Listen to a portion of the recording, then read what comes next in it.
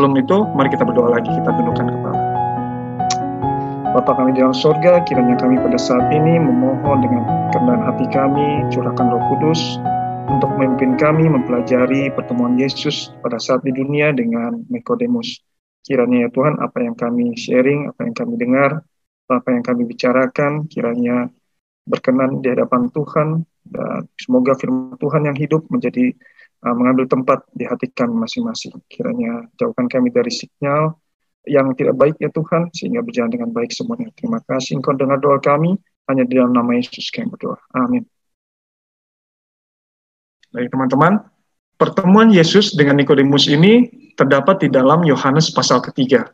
Kita akan pelajari. Di dalam Yohanes pasal ketiga, 1-16, kita akan pelajari. Baik, saya akan bacakan dulu dari Yohanes 3, ayat 1-2. Yohanes 3 ayat 1-2. Yes. Okay. Adalah seorang Farisi yang bernama Nikodemus, seorang pemimpin agama Yahudi. Ayat 2, ia datang pada waktu malam kepada Yesus dan berkata, "Rabi, kami tahu bahwa engkau datang sebagai guru yang diutus Allah, sebab tidak ada seorang pun yang dapat mengadakan tanda-tanda yang engkau adakan itu jika Allah tidak menyertainya."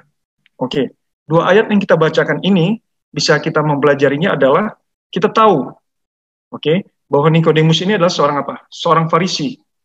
Apa itu orang Farisi? Kan ada dua, ada orang Farisi, ada orang Saduki. Kalau kita googling orang Farisi ini adalah orang apa? Orang yang berpengaruh, bukan hanya secara agama, tetapi juga secara politik.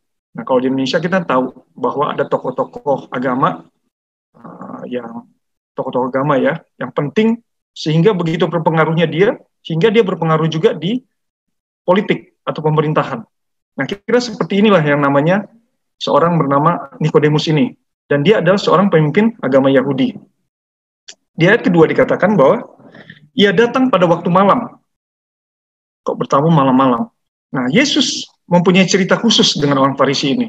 Ya, kemudian kita tahu bahwa dia datang malam-malam, supaya mungkin Nikodemus ini datang nggak ketahuan, nggak kelihatan bahwa ada orang Farisi kok mau datang kepada seorang Yesus yang katanya dari Nazaret. Kita berasumsi seperti ini.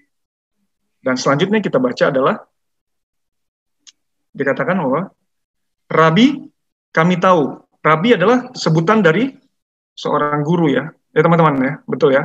Rabi adalah sebutan. Engkau datang sebagai guru yang diutus Allah, sebab tidak seorang pun yang dapat mengadakan tanda-tanda yang engkau adakan itu jika Allah tidak menyertainya. Teman-teman, ketika Nikodemus, kita bayangkan, ketika Nikodemus datang ke tempat Yesus, dia kata, "Rabi," katanya. Itu merupakan satu komplimen toh, betul tidak, teman-teman? Satu komplimen dikatakan bahwa, "Rabi, engkau adalah guru yang diutus Allah." Tapi sebenarnya di dalam ayat ini, itu menunjukkan satu hal yang dari sudut pandang yang berbeda, yaitu apa? Menunjukkan bahwa Nikodemus ini tidak mengakui bahwa Yesus adalah Mesias. Dia hanya menganggap itu sebagai rabi atau guru. Oke lah, kamu guru lah. Nggak masalah. Rabi, katanya. Guru. Nah, Nikodemus datang berbahasa, istilahnya chit-chat ya, small talks. Berbahasa basi, datang ke rumah orang, kita ngobrol, "Halo, ya guru, kamu gimana kabarnya?" Memang tidak ada seorang pun yang, nggak mungkin lah orang bisa mengadakan suatu mujizat kalau tidak sertai Tuhan. Oke, kita ngomong gitu, kira-kira begitu ya. Tetapi di ayat ketiga, bagaimana respon Yesus? Padahal sudah small talk, sudah basa-basi, "Oh, engkau Rabi." Yesus menjawab. Jawabnya bukan, "Oh iya, apa kabar pemimpin agama Yahudi?" Sama seperti misalnya pendeta datang ke rumah kita katakan, "Oh iya, gimana? Wah, sekarang sukses ya, Pak Johan misalnya. Gimana bisnisnya segala macam?" Bukannya jawab, ini contoh ya, Bro Johan. Misalnya, dia bilang, tetapi dia bukannya jawab, bukan, "Oh baik, ini baik." Ya gitu. Tapi Yesus kan apa jawab? "Aku berkata kepadamu, sesungguhnya jika seorang tidak dilahirkan kembali, ia tidak dapat melihat kerajaan Allah." Wah, kalau kata anak-anak sekarang, langsung digas. Ini ngejawabnya langsung gas, istilahnya. Katanya, baru pada ngomong Rabi, tetapi kita kan apa? Aku berkata kepadamu, sehingga 3 hari kok tiba-tiba ujuk-ujuk Yesus ngomong gini, bukannya ngomong apa kabar guru segala macam. Kita bisa bayangkan kalau kita datang, kita sopan, kemudian balasannya seperti itu kira-kira langsung dalam tanda kutip ya digas. Yesus nggak digas, Yesus penuh kasih, pasti penuh kelemah lembutan. Tetapi Nikodemus di sini tersinggung. Dia kemudian menggunakan logikanya di ayat 4, kalau kita lihat. Di ayat 4 dia menggunakan logikanya. Padahal dia tahu maksudnya. Dia adalah seorang pemimpin agama Yahudi. Seorang yang smart. Ya nggak mungkin lah Yesus bilang, sesungguhnya tidak dilahirkan kembali itu orang balik lagi masuk untuk menjadi bayi lagi. Tetapi apa kata responnya dari Nikodemus di ayat 4? Boleh ada yang bacakan? Saya mau dengar suaranya yang merdu dari teman-teman kita di sini di ayat keempat. Volunteer? Dibilang merdu sih bro, jadi ada nggak pede. Gitu. Takutnya pas baca ternyata nggak merdu. Ya udah aku pede-pedein diriku deh. Deh.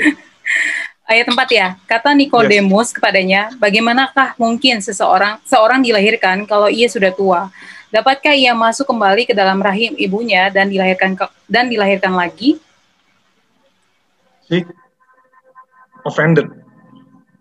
Saya kan datang baik-baik, baru ngomong Rabi, ngomong guru baik-baik, langsung dibilang kalau nggak bisa lahirkan kembali, nggak bisa lihat kerajaan Allah loh. Luar biasa. Orang nggak bisa melihat kerajaan Allah, terus sia-sia dong selama ini. Dia menjadi seorang pemimpin agama Yahudi, terus nggak bisa lihat kerajaan Allah. Kita juga sia-sia. Selama ini menjadi pengikut Kristus, nggak bisa melihat kerajaan Allah. Kemudian, feel offended, dia katakan apa? Emang bisa? Kira-kira begitu ya bahasanya.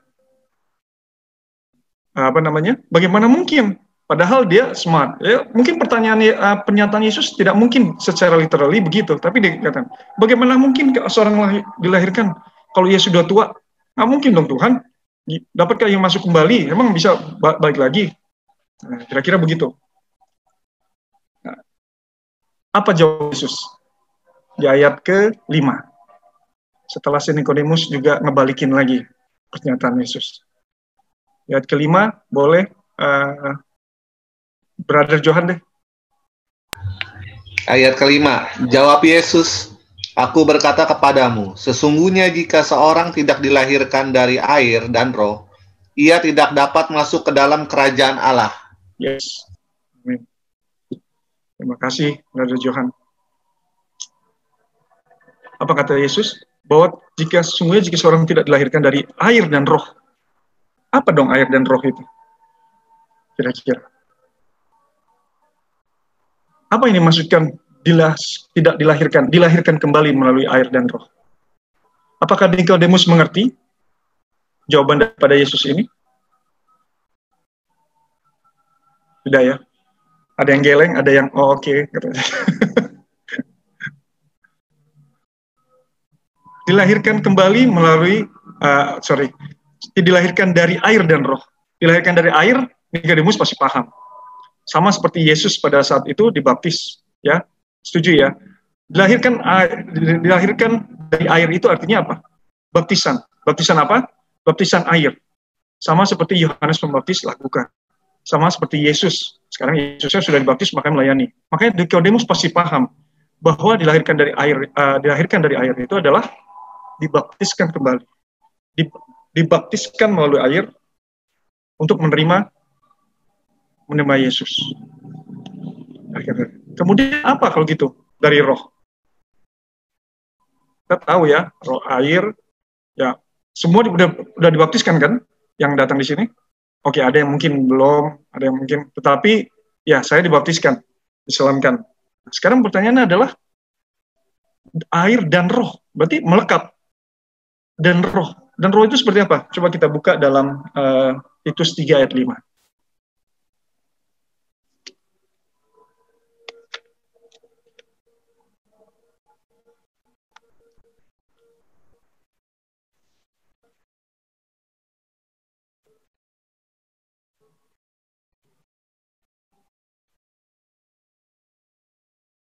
Yes, Titus 3:5, saya boleh minta, enak ternyata Saya ternyata baru tahu, ternyata jadi guru itu kayak si Sani itu enak ya, tinggal lihat muridnya, nah tinggal nunjuk siapa nih baca ayat.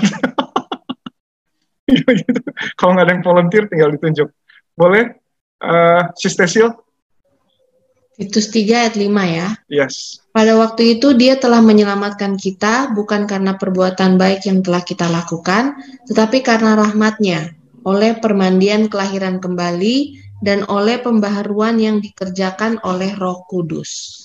Kita emphasize, kita garis bawahi, kata yang disebut di ayat kalimat terakhir adalah pembaharuan yang dikerjakan oleh Roh Kudus. Nah, apa dilahirkan Roh itu? Yaitu pembaharuan yang dikerjakan oleh Roh Kudus. Ada ayat pendukungnya lagi. Mari kita lihat dalam Mazmur 51 ayat 10.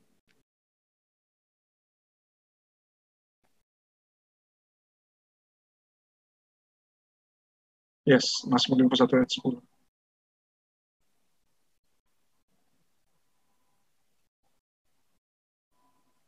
No. Ya, boleh dibacakan, Sis Francia?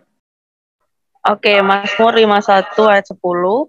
Jadikanlah hatiku tahiri Allah, dan perbaharulah batinku dengan roh yang teguh. Terima kasih. Jelas ya. Air merupakan simbol. Ketika hati kita diperbaharui, kita menerima, maka wujud yang kita tampilkan adalah dibaptiskan. Jadi baptisan itu adalah apa? Tindakan kita setelah diperbarui hati kita. Nah, ini yang ditekankan oleh Yesus. Bahwa sama, itu merupakan simbol, sama seperti perkawinan. Merupakan simbol. Ya kan? Bahwa simbol perkawinan itu adalah bukan megahnya, atau bukan mahalnya, atau bukan apapun. Simbol itu tidak menjamin kelanggengan suatu perkawinan. Sama baptisan itu tidak menjamin bahwa orang itu akan tetap selama-lamanya selamat di dalam Yesus. Tapi dikatakan bahwa apa? Dalam roh. Kenapa harus hati yang diperbarui? Kenapa? Di dalam Ayub 14 ayat 4. Kenapa ya? Kok hati yang berbaik? Hati itu maksudnya bukan ini ya. Kadang-kadang miss ini ya kita ya. Hati di sini bukan hati, karena kadang bilang bahasa Inggrisnya heart, kita bilangnya hati itu lever, ada hati itu, kira-kira maksudnya paham ya? Paham ya? Hati yang berbaik itu seperti apa? Ayub 14 ayat 4.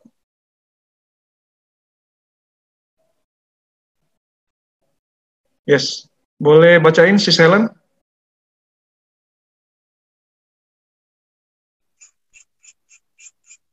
Siapa dapat mendatangkan yang tahir dari yang najis? Seorang pun tidak.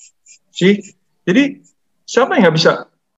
Kenapa mesti diperbarui? Karena nggak mungkin hati yang masih kotor, kita ini kotor. Tidak mungkin dari hati yang kotor keluar sesuatu yang baik. Betul? Di dalam Roma 8 ayat 7 juga dikatakan. Roma 8 ayat 7. Kita namanya juga ini ya, Bible study ya. Jadi kita lihat ayat-ayat Alkitab. Roma 8 ayat 7. Kalau misalnya di Bible bukan bukan di search seperti ini, kalau buka Alkitab seperti ini, Roma itu di Perjanjian Baru ya, teman-teman. Siapa tahu lupa. Roma itu sebab keinginan daging adalah perseteruan terhadap Allah, karena ia tidak takluk kepada hukum Allah. Hal ini memang tidak mungkin baginya. Yes. Thank you, Bro Ali.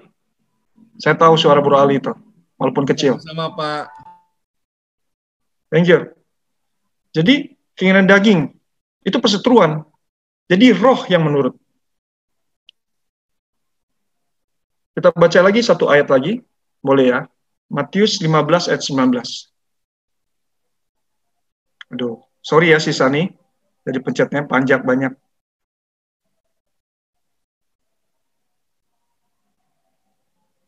Ya. Matius 15 ayat 19. Ya, saya baca aja, Bro. Siap.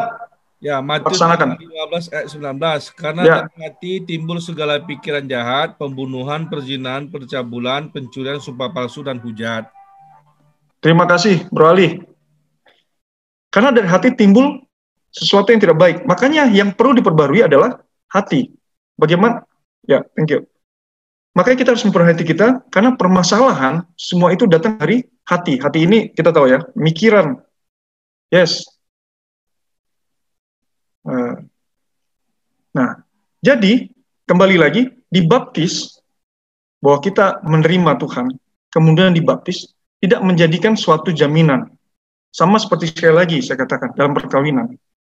Datang, gedung, diberkati, itu merupakan simbol pernyataan kita. Bahwa kita datang, kan it takes two to tango kan. Jadi kita datang berdua, mengikat janji, tetapi dengan, bukan berarti, kalau misalnya perkawinannya, gedungnya yang 2 miliar, kayaknya bisa nih bertahan sampai perkawinan emas. Enggak gitu.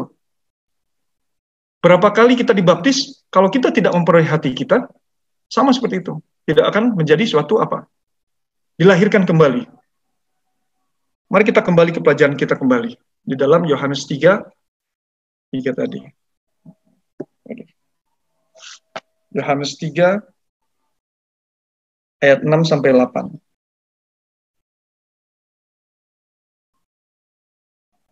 Ya, saya bantu lagi lah. Ayat 6. Apa Yes. yang dilahirkan dari daging adalah daging, dan roh yang dilahirkan dari roh adalah roh. 7. Janganlah engkau heran karena aku berkata kepadamu, kamu harus dilahirkan kembali. 8. Angin bertiup kemana ia mau, dan engkau mendengar bunyinya. Tetapi engkau tidak tahu dari mana ia datang atau kemana ia pergi. Demikianlah halnya dengan tiap-tiap orang yang lahir dari roh. Oke, thank you, brother. Jadi kita lihat dari ayat 6, di kata-kata terakhir adalah apa? Apa yang dilahirkan dari roh adalah roh. Makanya kita perlu pembaruan melalui roh. Dikatakan seperti dikatakan Yesus tadi. Kemudian bagaimana bisa Tuhan? Bagaimana kita tahu bahwa kita telah diperbarui roh? Mungkin begitu kira-kira pertanyaan kita. Kalau gitu bagaimana? Saya sudah dibaptis, kemudian kita punya suatu kita mau diperbarui dilahirkan kembali melalui roh. Nah, bagaimana kita tahu bahwa kita sudah diperbaharui oleh roh? Bagaimana kita bisa tahu bahwa orang ini setelah lahir kembali, dilahirkan oleh roh? Kita tidak pernah tahu, teman-teman. Kita tidak pernah tahu bagaimana roh itu datang kepada kita, sehingga Roh Kudus itu datang memperbarui hati kita. Rasa itu, kayak datang, enggak. Tetapi kita bisa tahu actionnya di dalam ayat 8 tadi yang dibacakan Bro Ali. Seperti apa analoginya? Angin bertiup kemana ia mau, tetapi engkau tidak mendengar bunyinya. Dan engkau mendengar bunyinya. Jadi tidak bisa dilihat, tetapi bisa dirasakan. Kira-kira gitu-gitu ya teman-teman. Kita lihat bahwa seperti angin, dia bertiup, kita nggak tahu dia kemana, dia mutar kemana, segala macam. Tetapi dapat kita lihat bahwa seseorang itu diperbarui oleh roh, dilahirkan kembali oleh air dan roh. Saya bisa lihat teman-teman yang datang di sini dari Promise Community diperbarui oleh roh melalui apa? Mukanya berseri-seri, sukacita, suka berdoa, memberikan hal-hal yang positif. Yes, Brother Ali. Itu akhirnya kita nggak bisa tahu bagaimana dia datang untuk memperbarui kita, tetapi kita bisa rasakan impact-nya. Ketika kita melihat orang ini menyenangkan, selalu melakukan hal yang positif, impact-nya terasa, teman-teman. Itulah yang disebut sebagai pembaruan dalam roh. Seperti saya, pemarah misalnya, menjadi sabar, lagi belajar sih sabar ya, tetap. Nah, terus dari hobi yang aneh-aneh mungkin atau segala macam, atau dari gaya hidup, itu dapat kita lihat ada pembaruan di dalam hatinya melalui Roh Kudus. Setuju ya teman-teman? Ini teman-temannya soalnya mukanya ini semua sih. Saya pikir. Oke. Setuju, Pak. Ngedenger ya. Oke, siap. Oke. Thank you. Jadi kesannya saya ngomong sendiri. Terima kasih teman-teman. Kemudian ini tanda-tandanya. Kemudian kita lahir dari roh ya. Apa? Ada dua. Dalam pelajaran kita ini ada dua step yang kita harus yang kita tahu untuk bisa kita lakukan untuk bisa diperbarui melalui roh. Nggak boring kan ya? Nggak ya? Nggak, oke. Oke, yang pertama adalah Efesus 6 ayat 17. Yes. Thank you. Jempolnya thank you. Efesus 6 ayat 17. Ya. Dan terimalah ketopong keselamatan dan pedang roh, yaitu firman Allah. Tadi roh itu adalah apa? Pedang roh itu adalah apa? Oh, pedang roh yaitu firman Allah. Firman Allah. Jadi bagaimana kita bisa kita mau dilahirkan melalui roh? Yaitu apa? Firman Tuhan. Thank you. Firman Tuhan itu ada di mana teman-teman? Boleh typing nggak? Di kitab Alkitab ya. Di Alkitab. Kemudian di dalam 1 Petrus 1 ayat 23 juga dikatakan bahwa adalah firman Allah. Nggak apa-apa dicatat aja. Oke. Oke lah. Karena kamu telah dilahirkan kembali bukan dari benih yang fana, tetapi dari benih yang tidak fana oleh firman Allah yang hidup kekal dan yang kekal. Yes. Dari firman Allah. Jadi orang yang kalau mau dilahirkan kembali melalui roh, yaitu apa? Firman Allah. Firman Allah ada di Alkitab. Alkitab dengan kita, bukan seperti kita taruh tidur. Saya dulu gitu. Saya Alkitab ini kalau misalnya waktu kecil, saya takut. Saya waktu dirawat di rumah sakit, di Opnam, saya tahu Alkitabnya di samping. Tapi nggak dibaca. Kira-kira nyerap nggak firman Tuhannya ke dalam pikiran saya? Enggak ya. Apalagi saya tidur, saya kekep, saya bobok gini, akan masuk di dalam hati saya Tuhan. Tidak. Jadi gimana supaya kita tahu firman Tuhan itu, sehingga kita dilahirkan melalui roh? Ya kita baca. Termasuk kita memorize. Dari 11 orang atau 20 orang yang datang di sini, kira-kira berapa orang yang datang buat memorize besok? Oh datang. Oh Bro Johan, pede dia kesal datang terus. Nah, itulah firman Tuhan. Ayat yang membuat kita dapat lahir kembali ke dalam roh. Bukan berarti kita datang kemudian aktif di gereja.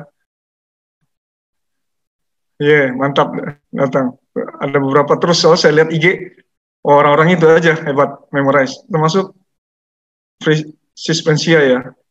Juga. Bro Ali yang nggak pernah nih. Memorize. Salah satunya itu bro, nggak apa-apa, kita mencoba ya. Dan bukan berarti aktif di gereja setiap minggu datang, mau Rabu, mau Sabtu, Minggu, Senin, datang gereja setidaknya sekali seminggu. Enggak saudara. Tetapi hubungan yang intim, dikhususkan waktu, mengambil waktu secara pribadi untuk mempelajari firman Tuhan. Itulah yang dapat dikatakan sebagai apa? Itu yang menjadi bisa pedang roh kita, yaitu firman Allah. Ya teman, amin teman-teman. Amin. Oke. Jadi interaksi hubungan yang pribadi dengan Allah, nah itu yang apa? Itu yang artinya mempelajari firman Allah. Nah, Nikodemus ini nggak mengerti yang hal seperti itu.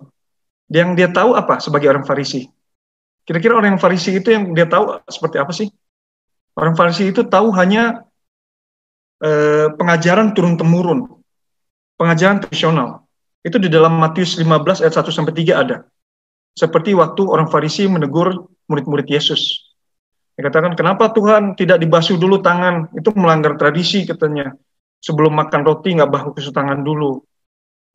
Tapi apa kata Yesus? Kata orang Farisi, kenapa dilanggar adat istiadat dan budaya? Tapi kata Yesus, kamu juga melanggar perintah Tuhan karena adat istiadat dan budaya. Nah, kira-kira seperti ini. Jadi bukan karena turun-temurun dikasih tahu, tetapi kita mempelajari di Alkitab ini tentang firman Allah. Hal yang kedua, tadi firman Allah ya. Hal yang kedua di dalam Lukas 11 ayat 13. Apa yang bisa kita lakukan untuk lahir kembali, dilahirkan di roh, melalui roh. Lukas 11 ayat 3. Saya bacain deh. Ya, berikanlah kami setiap hari makanan kami yang secukupnya. Lukas 11 ayat 13. Sorry, 11:13, bro. Udah. Jadi jika kamu yang jahat tahu memberi pemberian yang baik kepada anak-anakmu, apalagi Bapamu yang di surga, Ia akan memberikan Roh Kudus kepada mereka yang meminta kepadanya. Ia akan memberikan Roh Kudus kepada mereka yang apa? Yang meminta kepadanya. Meminta kepada Tuhan itu lewat WhatsApp kah? Lewat IG? Tentu dengan berdoa. Yes, dengan berdoa. Itu hal yang kedua. Itu harus seiringan. Jadi bagaimana kita dilahirkan dengan roh menurut pelajaran kita terhadap pertemuan Yesus dan Nikodemus ini? Yang pertama adalah mempelajari firman Tuhan. Kita mempunyai hal yang khusus dengan Tuhan. Yang kedua adalah kita meminta atau berdoa, mempunyai hubungan pribadi dengan berdoa. Kalau boleh saya tahu siapa yang sering berdoa sendiri, mengkhususkan waktu untuk berdoa sendiri, bukan suatu Tuhan berkati ini sudah selesai, tetapi mengkhususkan waktu untuk berdoa. Boleh jempolnya, teman-teman, saya lihat siapa yang tahu. Mengkhususkan diri untuk berdoa secara pribadi dengan Tuhan. Wah. Tunggu, saya nggak bisa lihat siapa aja nih. Yes, ya orang. Puji Tuhan ya. Oh, banyak. Saya yakin. Malu-malu, sebenarnya saya yakin semua itu. Cuma malu-malu aja, saya yakin. Dengan iman. Bahwa punya khusus ya. Oke. Nah, ini yang kita mau apa? Dapatkan. Ketika mempunyai hubungan pribadi dengan Tuhan, kita dilahirkan dengan roh. Kita menjadi lebih sabar. Kita menjadi lebih, watak kita diubahkan. Nah, kadang-kadang kita bisa, bergumul untuk hal seperti itu. Karena kita lihat hal-hal yang duniawi yang ada di dunia ini. Kita bukan meminta Tuhan untuk berkarya di dalam hidup kita. Sehingga ketika kita mempunyai hubungan pribadi, hal-hal seperti itu bisa diubahkan. Amin ya teman-teman. Oke. Nah, Nikodemus, seperti kita tahu, dia terkejut dengan pernyataan-pernyataan seperti kepada Tuhan ini. Kita kembali dalam Yohanes 3, dalam pelajaran kita pada malam ini. Yohanes 3, ayat ke-9. Nikodemus menjawab, katanya, bagaimanakah mungkin hal itu terjadi? Ayat 10, jawab Yesus, engkau adalah pengajar Israel, dan engkau tidak mengerti hal-hal itu. Jadi dia mengajar, orang Farisi ini adalah tahun turun-menurun, dikatakan, tetapi dia tidak menggali, dia tidak mempelajari firman Tuhan. Makanya dia tidak mengerti. Makanya ketika di ayat berikutnya adalah, di ayat 14 dan 15 dikatakan, Yesus menambahkan, 14, dan sama seperti Musa meninggikan ular di padang gurun, demikian juga anak manusia harus ditinggikan, supaya setiap orang yang percaya kepadanya beroleh hidup yang kekal. Jadi apa yang harus kita lakukan? Apa yang harus kita lakukan di dalam pelajaran kita pada malam ini? Bahwa sama seperti ular ditinggikan sama Musa, kita juga cuman perlu melihat kepada Yesus, teman-teman. Hal yang simpel. Di dalam hidup ini, kita hanya perlu untuk melihat kepada Yesus. Siapa yang ditinggikan di sini? Yesus kah? Atau ego kita kah? Atau yang lain? Sehingga kita bisa diubahkan. Kita dikatakan adalah apa? Hanya melihat kepada Yesus dan kita dapat memperoleh kehidupan. 15. Supaya setiap orang percaya kepadanya beroleh hidup yang kekal. Luar biasa ya. Ayat 16, karena begitu besar kasih Allah ke dunia ini, sehingga ia telah mengaruniakan anaknya yang tunggal, supaya setiap orang yang percaya kepadanya tidak binasa, melainkan beroleh hidup yang kekal. Tidak perlu kita melakukan suatu ritual yang luar biasa, atau kita mesti naik gunung Mount Everest mungkin, supaya ketemu Yesus, dan Yesus melihat kita. Enggak ya. Atau kita mesti melakukan sesuatu berjalan, bertelut, mesti berjalan atau gimana, hal-hal yang luar biasa, yang simpel saja katanya. Apa? Lihat kepada Yesus, datang kepadanya. Itulah pernyataan daripada Tuhan Yesus yang kita dapat dari pelajaran kita pada saat ini. Teman-teman, saat ini kita tahu, kita telah mempelajari bahwa pertemuan Yesus dengan Nikodemus mengajarkan kita apa? Bahwa Tuhan mengatakan bahwa harus dilahirkan melalui air dan roh. perjalanan kita sebagai, saya Kristen dari awal, dari lahir maksudnya. Dari kandungan mungkin saya Kristen. Tetapi pembaruan hati ini mungkin baru-baru ini. Mempunyai hubungan yang pribadi dengan Tuhan baru-baru ini. Mungkin banyak di antara kita yang mungkin rajin. Tetapi saya yakin sih positif semua teman di sini. Maksudnya mungkin orang lain yang datang ke gereja dan tidak mempunyai hubungan pribadi dengan Tuhan. Ini kita diingatkan kembali, memperbarui hati kita untuk selalu datang kepada Tuhan secara khusus. Bahwa supaya hati kita diubahkan, sehingga yang keluar adalah dari hati ini hal-hal yang baik. Amin ya teman-teman. Dan apa yang kita lakukan adalah apa? Melihat kepada Yesus, dan kita bisa memperoleh hidup yang kekal. Pelajaran kita pada malam ini, kembali Nikodemus diajarkan, dan kita juga, saya percaya, di dalam pasal 3 ayat Yohanes 3 ini, pertemuan Yesus dengan Nikodemus ini, mengajarkan kita untuk, bahwa kita air dan roh. Mungkin kita bisa datang, begitu memperoleh hati kita, kita bisa datang dibaptiskan ulang lagi. Mungkin saya merasa tersentuh, sehingga saya meminta. Tetapi itu apa? Atas dasar hubungan saya pribadi dengan Tuhan sendiri. Saya mungkin aktif, saya lahir dari Kristen, dari awal. Tetapi yang namanya hubungan pribadi dengan Tuhan ini, ya semenjak masuk dari Promise Community ini. Bukan promosi ya. Tapi gitu. Tapi betul, teman-teman. Nah, saya bisa bertemu dengan teman-teman di sini, kenal teman baru, yang saya akhirnya dikuatkan karena apa? Karena ternyata begitu banyak orang-orang yang rindu akan kebenaran, rindu akan hubungan yang dekat dengan Tuhan, sehingga kita bisa berkumpul di sini, saling berdoa, saling mendoakan, saling sharing apa yang keluh kesah kita, sehingga kita bangga disebut anak-anak Tuhan yang berkumpul pada saat ini. Dan inilah pelajaran yang kita dapatkan dari Yohanes pasal 3 ini, ayat 1 sampai 16 tadi. Dan kiranya pelajaran ini dapat membawa kita untuk memperoleh hati kita, teman-teman, apalagi saya sendiri pribadi, dan ini merupakan berkat bagi kita, dan kepujian kemuliaan bagi nama Tuhan saja.